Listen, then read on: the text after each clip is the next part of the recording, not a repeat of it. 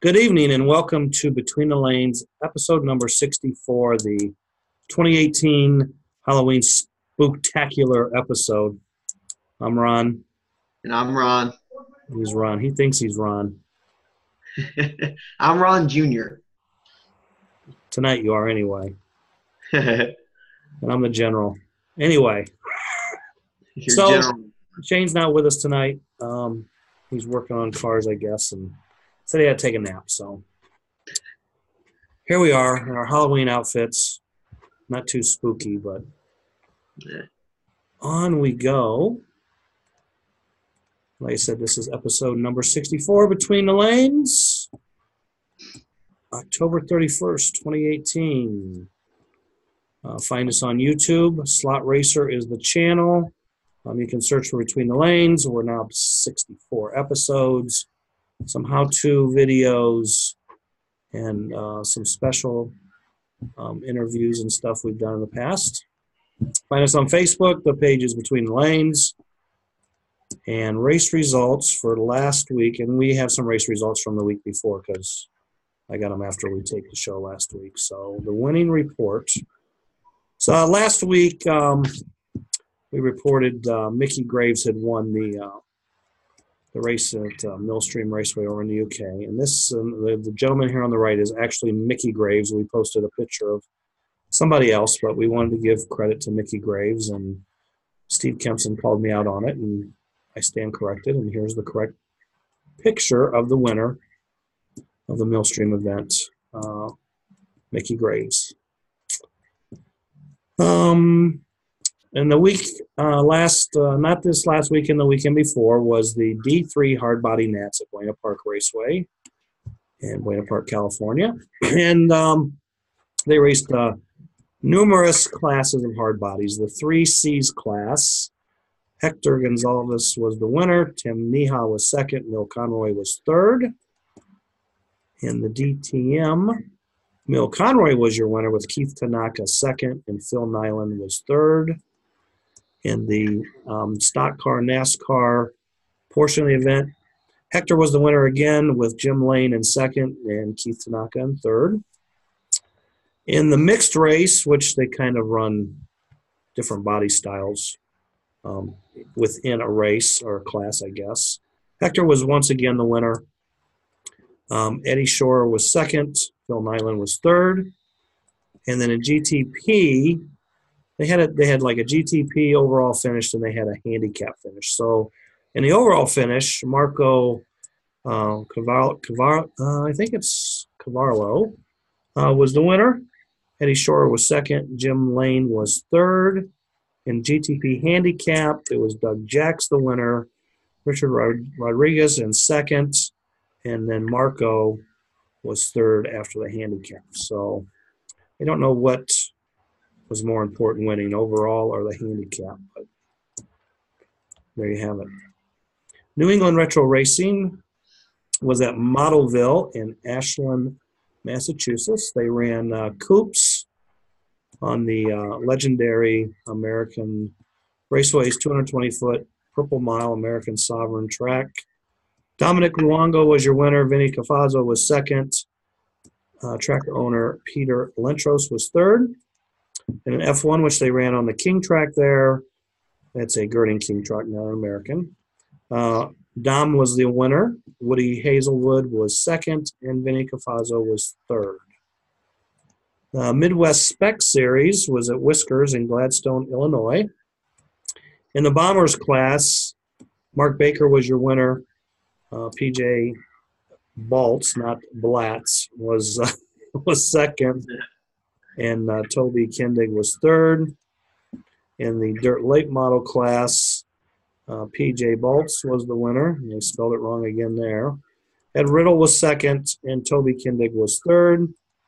In the Spec Indy class, Toby Kindig was your winner with Dave Van Horn second. Jeff Strauss was third.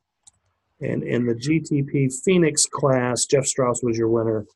Toby second, and PJ in third. The Texas Retro Series was at Dallas Slot Cars. That's kind of the home of the Texas Retro Series.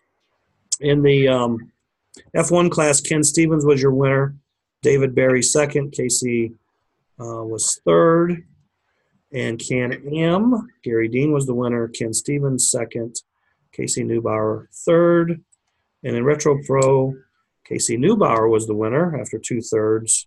Ken Stevens was second, and Ed Bazan was third. Retro East was at the Race Place in New Jersey. No podium pictures. Matt Bruce was the winner in Coops with Keith Libby second and Pat Skeggs in third. And then in the Can-Am class, Keith Libby was your winner. Brian X-Pro Cochran was second, and Jimmy Williams was third. The Northeast Nazareth Nats was at world-famous Port Jeff Raceway. Again, no podium pictures, but in one motor 12, Eddie Berg was the winner, Jim Harder second. Sean the Plumber was third. That's what was on the results. Sean the Plumber. Hillbilly 12, Mike Matera was the winner, Walter Berg was second, and Milan was third. Two-motor Group 15, Doug Bauer was your winner. Larry was second. And then Jersey Jim, not to be confused with Jersey John, but Jersey Jim was third in two-motor Group 15. In the Cobalt 12 class, C12, Mike Matera was the winner. Walter Berg second, Chubby third. 27 light, it was Bob Richards, your winner. Evan Petrakis was second, and Doug Bauer was third. And then in two-motor open, Chubby was the winner. Timmy Skirka was second, and Evan Petrakis was third. The JPM Performance Hard Body Series was at Pro Slot Raceway on their paper clip. I've only got pictures of one podium. The Hobby Stock class, Rick Stagan was your winner. Dennis Clark was second. Mike Meacham was third. In the Super Stock class, Rick Stagan was the winner again. Austin Milcherska second. Dave Garino in third. And in Pony Stock, Dave Gehring won. That was like his first win in a long time. He was pretty proud of that, and I was happy for him. And Stagan was second, and Dave Garino was third in that one again. The Gator Retro Racing region was in action at Fast Eddie's in Pinellas Park, Florida. Stock car was won by Rick Moore. Terry Tawney was second. Jeff Bonanno was third. Can-Am, Aaron Rothstein was your winner. Rick Moore was second. Brian Ambrose in third. And then the IMSA class, which they combined Coupes and Can-Am Plus cars. There was only one Can-Am Plus car. And so the winner of that portion was Rick Moore, and he was the overall winner. He ran more laps than the rest. And then the coupe portion of IMSA, Aaron Rothstein was the winner, Terry Tawney second, Marcus Ramos in third. Wow, before we get to that one, I didn't put a picture in there because I didn't have any pictures, but they ran the Bula Bash at Buena Park Raceway last weekend for retro cars. There was a NASCAR Enduro. The winner was Team Trujillo. Second place was Team High Tech. Third place was Team Autorama. Next week we should have names for these teams and hopefully some pictures. So they also raced a Retro Pro. Dennis Sampson was the winner. Rick Lynn second. Jim Lange was third. Can-Am Duran Trujillo ran new track record qualifying and laps in the race. He was the winner. Sam Rackham second. Ben Cervantes Jr. was third. In F1, Ben Cervantes Jr. was your winner. Dale Yamashita second. Brian Warmack was third. And at the BRS Halloween Hill Climb Challenge at HMS in Bellevue, Ohio, we raced on the American Aristocrat Hill Climb. And in Can-Am, I was the winner. Cap Henry was second. Joe Ligori was third, and that was the same podium in F1. And then the Hippie 100 retro stock car race on the oval was won by Cap Henry. I was second, and Bud Bardos was third. The AWRA was at Staunton, Virginia. And in the stock car class, Josh Henderson was your winner. Tommy Campbell was second, and Brian Slaughter was third. I think Bobby Prout was fourth, and I'm not sure who the gentleman is there in fifth. And then in the Legends class, Tommy Campbell was the winner. Brian Slaughter was second, and Josh Henderson was third, and Nick Brantley was fourth. And that's your winner chicken dinner report.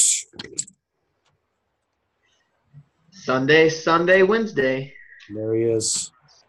Okay, so this weekend, November 3rd and 4th, lots of races. ORS is at Fast Tracks in Fremont, Ohio. The USCA Nationals is at Thaser Raceway in South Bend, Indiana.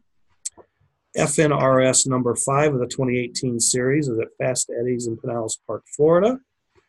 The Midwest Flat Track Series gets started this week at Mid-America. The Halloween Howl wing car race is at Slot Cars Are Us, White House, Tennessee. AWRA is at Slot Car Track Concord. I'm sure you will be there. Yep. And on the 4th Sunday, the Ohio Oval Series gets their season started at CF Raceway in Fremont, Ohio. November 10th, we got the Fall Brawl retro races at Speed Zone, Mount Holly, New Jersey. The Florida Slot Car Series. Got the Mid-South USRA at the Slot Car Track Concord. I'm sure you'll be there. Yep. The Mid-American Hardbody Series is at Thaser. Penn, Ohio is at Washington, Pennsylvania. BRS is at Downriver in Lincoln Park, Michigan. AWRA is at Thunder Road, Virginia. And the JPM Performance Series is at Thaser in South Bend, Indiana. November 17th, we got Central Illinois Slot Series at Route 66. We have the Flexi Flats at Slot Car Track Concord, and I know you'll be there. Yeah. And the Ohio Challenge Cup Series will be at Haven Raceway in Elyria, Ohio. And November 24th, we got the Texas Two-Step at Dallas Slot Cars. And AWRA is at American Adrenaline in Randleman, North Carolina. And, of course, the Flexi Flat sign-ups are still open. You can still get in on that race. Just go on Facebook to the 2018 Flexi Flats page, and all the information is there. We had a couple of questions sent in on YouTube. These were posted. So the first one was from Cold Rider. Hello, guys. Thank you for a neat show once more. So as a total newbie, I'm going to follow with a newbie question. Would you explain what those classes and groups are? And what parts are mandatory to make a X class or group car? How is a race done besides knowing there are lane changes? I don't know much. If you don't feel like it, maybe I would appreciate a link to where I could read all about that. Yeah, for now, to me, it's Chinese. Thanks. Oh, and Walker, keep on singing in the shower. Cheers from Montreal. Plus you sell parts if I listen good.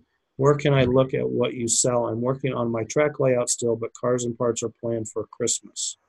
Thanks. Okay, so me and Shane had talked about this. I think me and Ralph even talked about this a while back. But yes, in a very near future show, we are going to kind of go into depth and detail on different classes and cars. I'm still gathering information and putting information together. So that will be on an upcoming show. I mean, other than going to like the USCA page or USRA page or ISRA page or all the different organizations, that's where you can kind of see all the different rules for those different series. But then there's still a lot of other classes out there that there's really not a national set of rules for. So we will just post up pictures of cars and say what they are, and here's the types of motors they run, and blah, blah, blah. How is a race done? Well, you want to explain that one, Walker? I mean... Ooh, that one's a hard one. Well, I mean, usually at a race, we show up and we sign up, and then we have a tech inspection where the cars are teched to make sure they meet the rules for the class. Some races you qualify, some you don't. Most races where they qualify, it's usually the fastest lap time recorded within can be 30 seconds, 45 seconds, 1 minute period. Every now and then there's races where they score laps in sections for qualifying. That's not real popular, but it happens. And then once the qualifying's done, then usually the races are split into heats. For example, if you had 24 entries, and then not all places do it this way, but most places do it. If you have 24 entries, you'd have 3 heat races, and the fastest 8 qualifiers would be like in the A main. The second 8 would be in the B main, and the last 8 would be in the C main, and then we run for 8 heats, which could be 2 minutes heat on each lane, or 3 minutes on each lane, could be anywhere from a 2 to 3 minute break in between heats to change your lanes and work on your cars and change your lane stickers and hook up your controller. And some classes they'll race 5-minute heats. So it varies based on rules, classes, etc. And usually they run the C main first, and then they run the B main, and then they run the A main, and then you go by overall lap totals for the overall finish. Yeah. There's also races where they'll run like let's say you had 16 cars.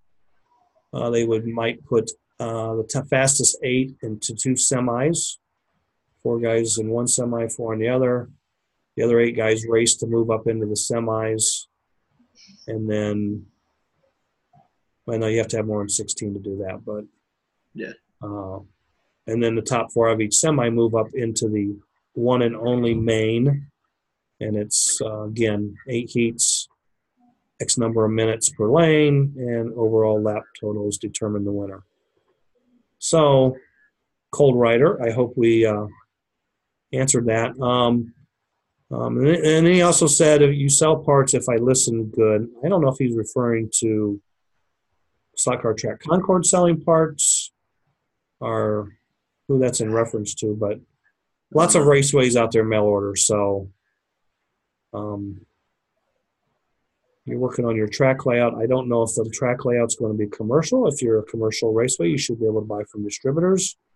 If you're a club raceway, you'll probably need to buy from a raceway or a mail order source. Anything to add to that, Walker? Not really. Well, some raceways, like what we do, is we run just a straight round robin. Yep. And so say you have 14 drivers.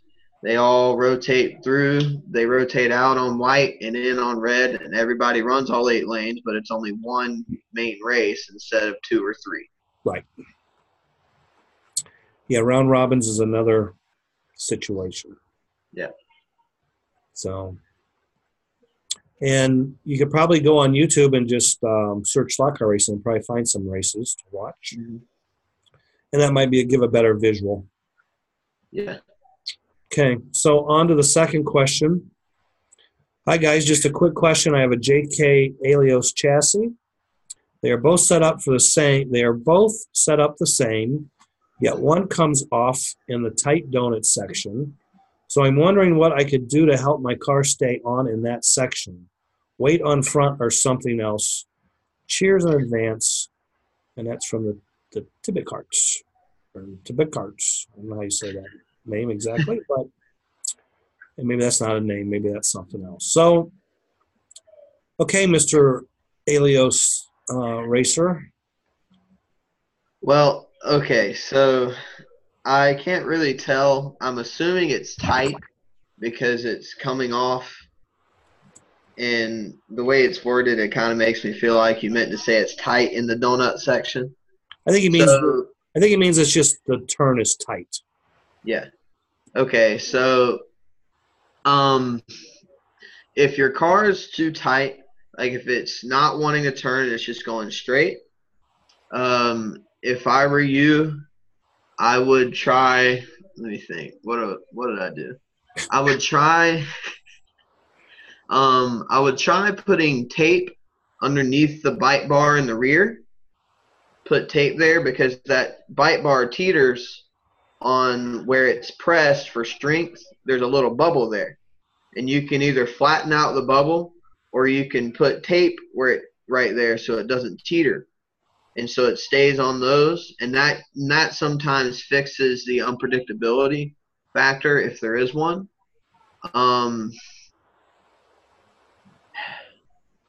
Anything. It's hard to say without being there, like knowing the track and everything. Well, and see, that's, again, here we've got guys got 2 cars. Yeah. Both set up the same. One apparently comes off in the donut. I don't know if it's tipping out, spinning out, or going straight out. So when he says they're set up the same, I'm going to assume that they both have the same J bars in the same positions on both chassis.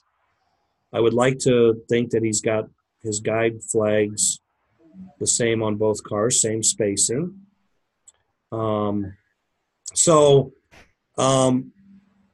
What I would say is if you've got one car that's really good and one car that's not, see, because we don't know if he has the same bodies on both cars. I mean, the problem could be the body.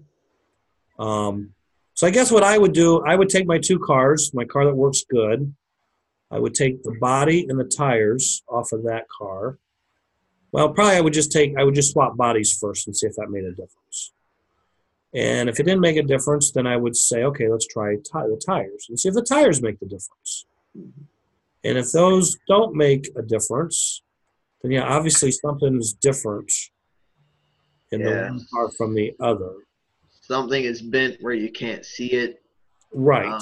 Yeah, you might have a little more movement on one chassis than the next chassis. You might have less movement. You might have more up and down on the pan. I mean, and I guess the fix is, being it's the donut, you might want to try putting some lead on the inside bat pan of, if it's a right-hand turn, some weight on the right side. What I've done to a JK before, if it had a problem, I'd take a little piece of lead about a 1/4 inch square and put it right behind the guide flag. And that sometimes helps, depending on the situation. That may help you with your car on that specific turn. Right. And that's one of those deals. I got 2 cars. One comes off today, and the other one doesn't. You go back to the track the next time. The other car that was coming off might stay on. The other car was staying on might be coming. Yeah. It's really hard to but that's, I mean, like I said, I would swap bodies, see if the difference is in the body. I mean, if the cars are set up, the same, then I would think there's maybe a difference in bodies, tires, and or both. So, and if you put the other bodies and tires on and the car still comes out, then I would probably start putting some lead in it. Yeah. And tuning it that way. So that's our questions for this week. And that's all, folks. So we are going to give away one more Project X oil from Mick Brown. It's a synthetic bushing oil. And we'll give that away a little bit later in the show. And what would you like to discuss there, Ron Jr.? So I'm going to go ahead and get this out of the way so I don't forget. Oh, yeah, the public service announcement. I have a PSA for everybody. Yes. And everybody get your ears open wide. Open wide. This is being said once, and it's said to everybody. Okay, so I have 8 tips because there's 8 lanes on the track. So 8 statements. 1, our MTT flat track will have power taps. 6, to be exact. 2, the power taps will be of equal distance from each other. 3, the track will have 2 90-amp bulldogs running at 13.6 volts because that's the lowest. I don't know, whatever. 4, the track is not rough. It's fine because number 5, tire degradation is not a major issue. Everybody thinks that because they ran rubber tires on it before that it's going to kill our foam tires. It's not true. They ran a different kind of car. 6, the braid is not magnetic. Do not put magnets in your chassis expecting it to help you, because it won't. 7, the track will be striped in the coming weeks before the flexi flats. And 8, this one's the walls will be surrounding the track will be repainted white because there are some small scuff marks. There's my public service announcement. You all can hear it. We're set. Precise and to the point. Mm-hmm. Okay. I think there's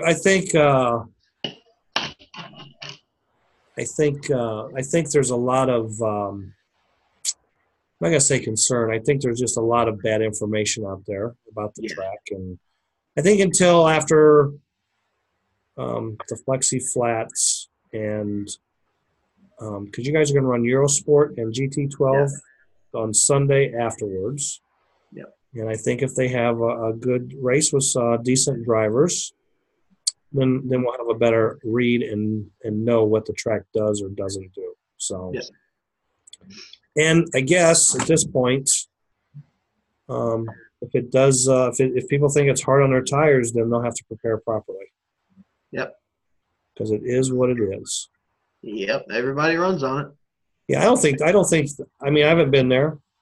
I think it's just the nap of the roller or whatever that was used when they put the surface on just makes the track look rough.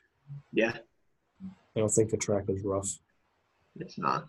So, and one good thing about a track that is a little rough, it does rubber up better. Yeah.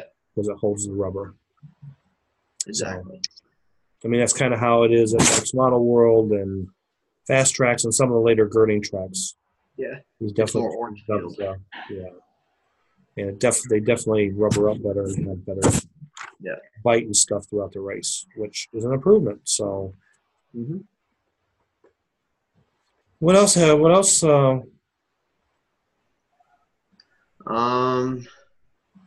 know what? Promotional time. What promotional time? 4-inch aero chassis. This chassis is legal for the flexi flats. Okay. And it is fast and it is competitive. Okay. Okay. So there you go. Get them at armracingproducts.com. A shameless plug. When are we going to give some of those away on the show? Soon. Oh, soon. Okay. Just checking with you. If you're a raceway and you want some, go on our webpage. There's a tab for that. And read the instructions, follow the instructions, send us an email, and you're set. Well, ERI has them, right? Yep, ERI has them. Any other distributors have them? Eagle soon. Okay. And then there's been plenty of different tracks order from us already. So, yeah, I know they're available and they're out there, so yeah, I don't think that's the issue. And I think the Mazzetti chassis are now at the distributors as well, yes, or they are. at least at ERI. So I don't know about the other distributors. And, yeah, they arrived the same day ours did. Okay, so the other night on Slot Car Race Talk on Facebook, you posted a picture of, I think, the 4.5-inch chassis. Somebody else posted it and asked if it was good. So then Justin immediately tagged me so that I could see it. And then I told him that I think it's better. What's the phrase? I already forgot. Best thing since sliced bread or something. Yes. Yeah. I said that, and then there was just a lot of questions about it. I will say that the rear oilet holes were something got messed up whenever we sent the program to the guys who cut them, and so the program got shifted a little bit. So the back rear oilet holes aren't perfect. So you will either have to grind out the hole for the oilet hole or run JK adjustable bushings, whichever you prefer. So is it oil lit or oil light? Oil light, oil it. I don't know. Oil light. They're pretty light, so it might be oil light. I don't know. It's oil light. So anyway, so you were saying all that, and I thought you brought up something I was going to ask you about, and maybe it'll come back to me. So anyway, okay, I know what I was going to ask you. So your chassis is laser cut Mm-hmm. and then formed, correct? And stamped, yes. Stamp formed, yeah. Yes. So it's similar to Mazzetti as far as it's laser cut. Yes. So, okay. So in that thread of discussion, it was brought up. Would the car take a 33 tooth gear, or it was? I don't remember exactly how that. It was okay. So the motor box. This is a good because it's right here. So the motor box is skinny on this side, right, compared to this side, to be able to get better gear meshes and to be able to use smaller or bigger gears. And so somebody had said something about that, and then I replied about our motor bracket, which goes around the corner and stiffens that. And then they said something about how running a small gear is worse or something along those lines. Correct. And then that's where you came in. Well, yeah, because well, that wasn't that bad. I mean, the trend over the last 30-some years has always been to go to smaller and smaller and lighter spur gears. Okay, so when I was a private and I started racing, we would run, International 15. I mean, I don't remember what pinion size we ran. I think we ran 11s or 12s, and we ran 13/16 tires, and we ran 41 or 42 tooth spur gears. So then the next trend was 790 tires with 38, 39 tooth gears, maybe a 40. Then it was 750 tires with like 37 and 38s, maybe 36s. And if you look at Eurosport cars, I mean, they run way smaller gears than we used to 20 years ago.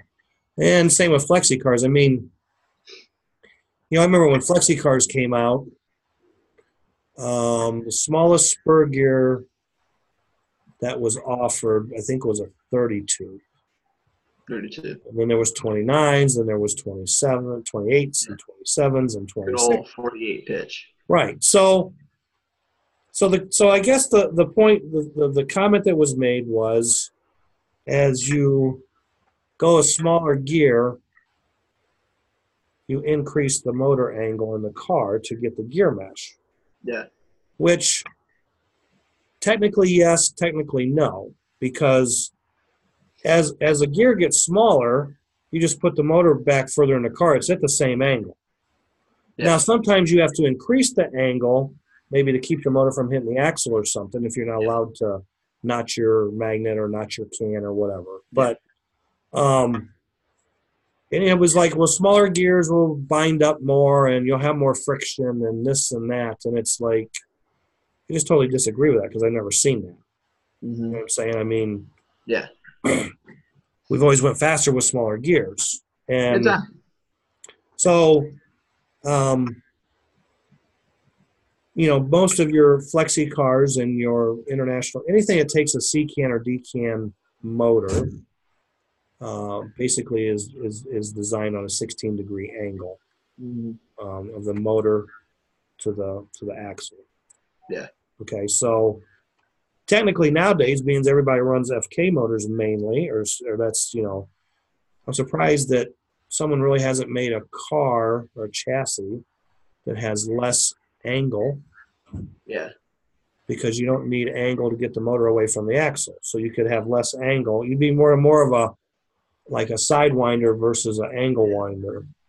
But, the theory too is, and I agree with the theory on some days or most days, that if you put more angle in your motor and move motor weight forward, your car will actually handle better. because you're taking weight out of the rear and moving it forward. Yeah, so like if you're tight, move the motor forward and it might loose. Or Right. if you're loose, move the motor forward and it might Right. tighten. So if there's a concern about friction, I mean, you run an angled pinion and a straight spur, Yeah. and you get rid of friction because you got better teeth engagement, and your gears last longer. Because like when you run, for years we never had any angled gears. Yeah. So we would run straight pinions on a straight gear, and you're not even getting full contact with full You're engagement. getting like half the gear. Right. And gears did wear out faster. And then when angled stuff started coming, it was like, wow, you get so much nicer, smoother mesh. The car runs smoother with gears like that because the tooth is engaging correctly. Yeah. And the wear is way better. So it wasn't like this huge disagreement. It was just one guy posted his opinion and I posted my opinion, and I've never seen where smaller gears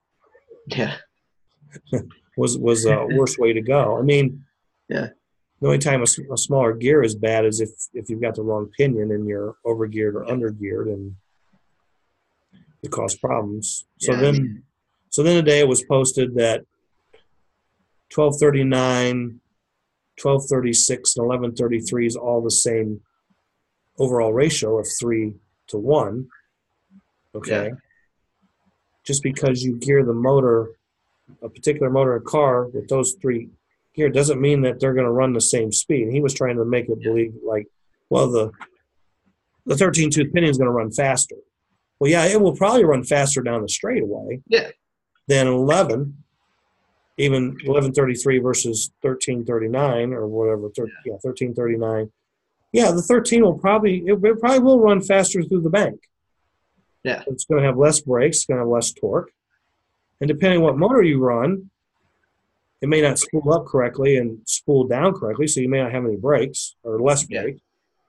So, all that, I mean, if you take one motor and you ran all those gears, one's probably optimum gear to run for speed. But then you may have a heat problem if it's the bigger pinion. Yeah. So testing.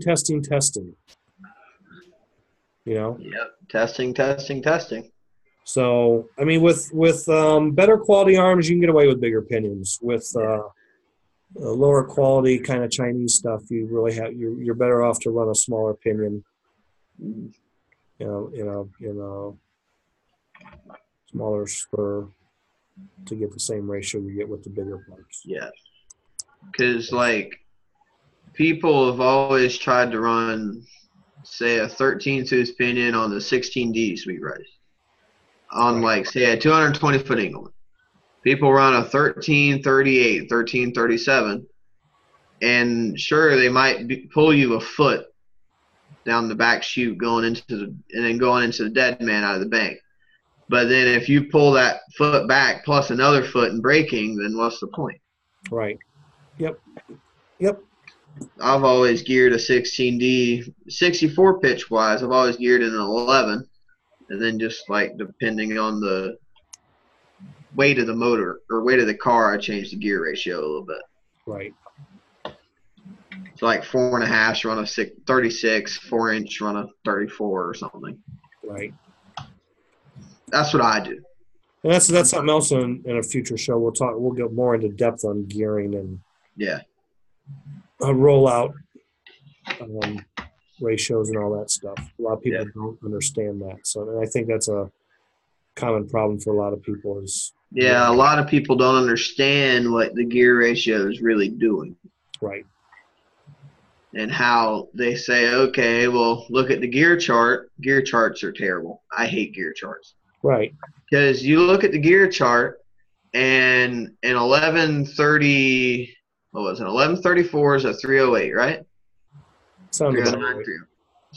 What is it? Yeah, because 1133 is 3-to-1. So 308, I think. Yeah. And then I think a 1237 is 309 or something like that, or it's 1236. I'm not sure. But they run completely different. Right.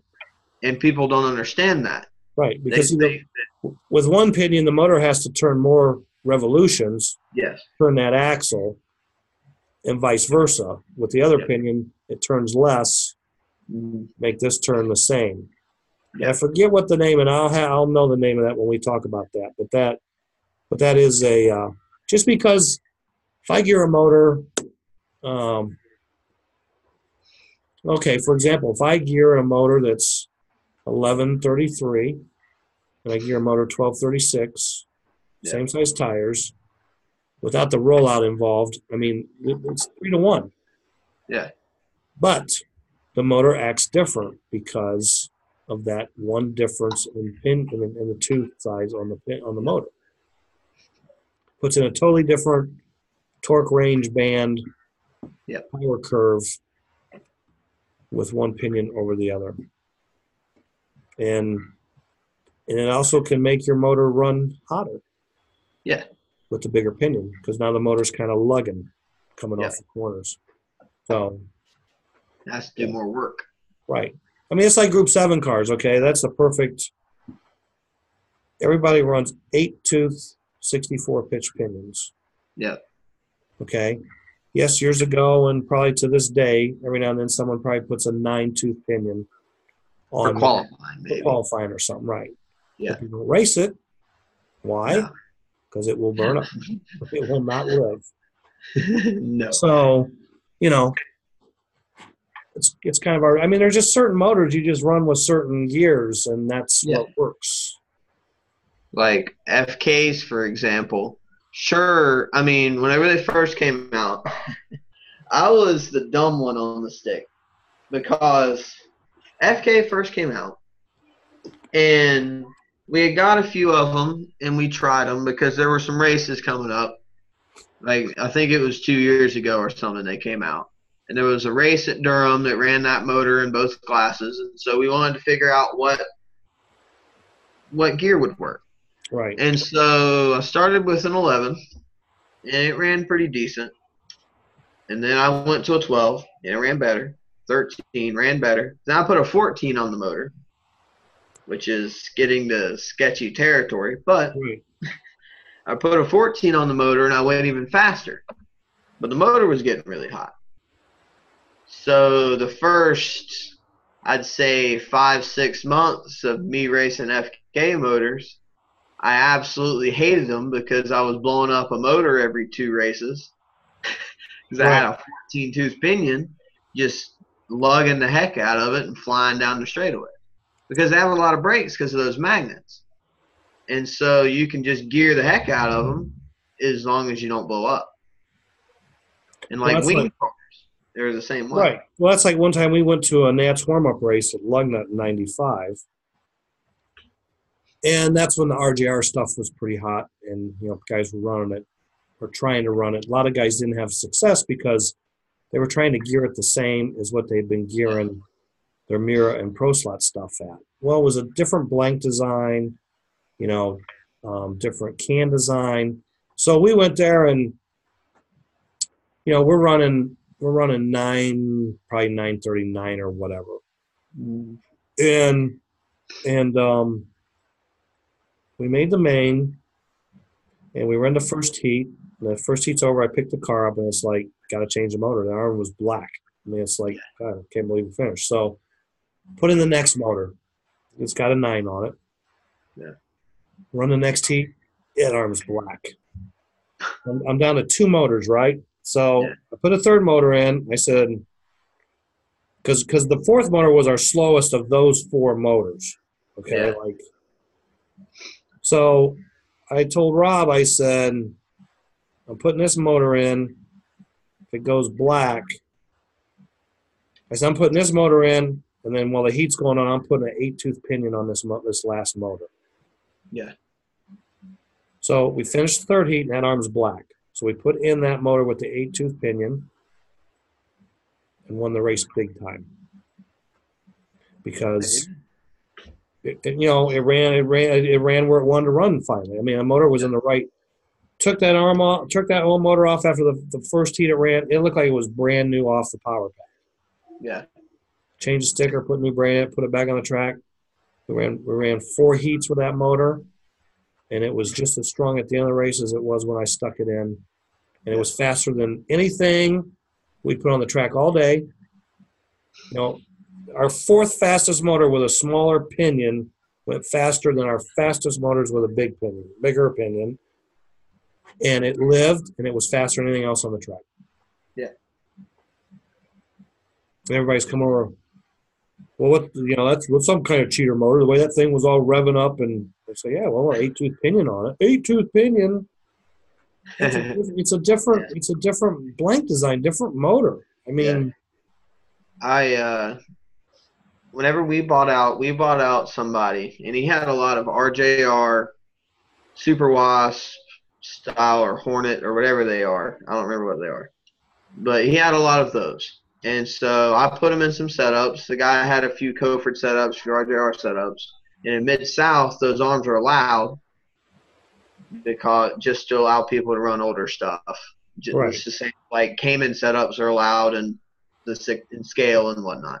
And so go to Archdale, which is a notoriously small track, and I'm running this RJR motor. I've got a 7-tooth pinion on it. Running like a 72 pitch. I'm running like a 743 or something. Mm-hmm. I'm just ripping around the track. I set new track records like 3 different times on Friday before the race. And Timmy, you know how Timmy is. He's like, "What you got in that thing? How's it so fast?" And I was like, "Some old RJR motor." What? Then he goes in his box and he grabs his old RJR motor, puts it on the track with the same gear ratio he's been running, and it doesn't go nowhere. Now I told him, I said, "Here, put a 7 on it." A 7? Yeah, I ain't even got one. Here. Gave him a 7. He put it on the car. Gone. It was unbelievable. It was weird, but it worked. Yep.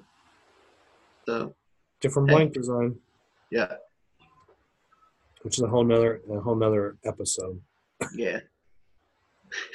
Explaining that. Yeah, you're the Mr. Balance everything, so you'd know a lot more about it than I do. Well, I've just been involved in designing stuff, and everything's a trade-off. But when you go with a real light, thin leg blank, you have to run smaller pinions to make them because they run hotter. So, Yep. All right, we'll give away some Project X oil. One.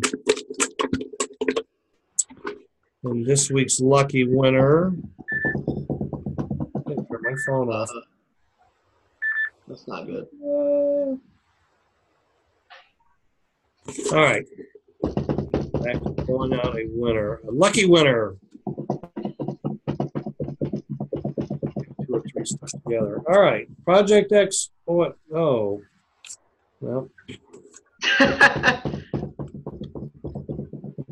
was the name? It was in there twice. Guy Spalding. Guy Spalding. Yeah, I pulled out Bobby Robinson. He won last week. I guess I must have.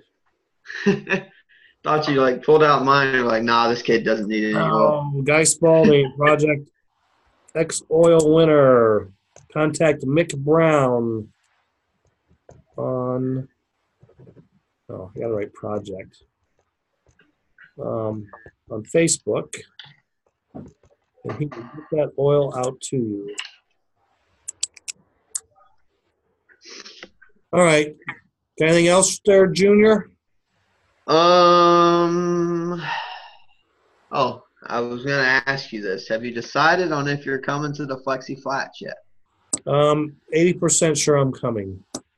80. Okay, that's good because Justin told me he was 80%. Now he's coming. So 80% will soon turn to 100.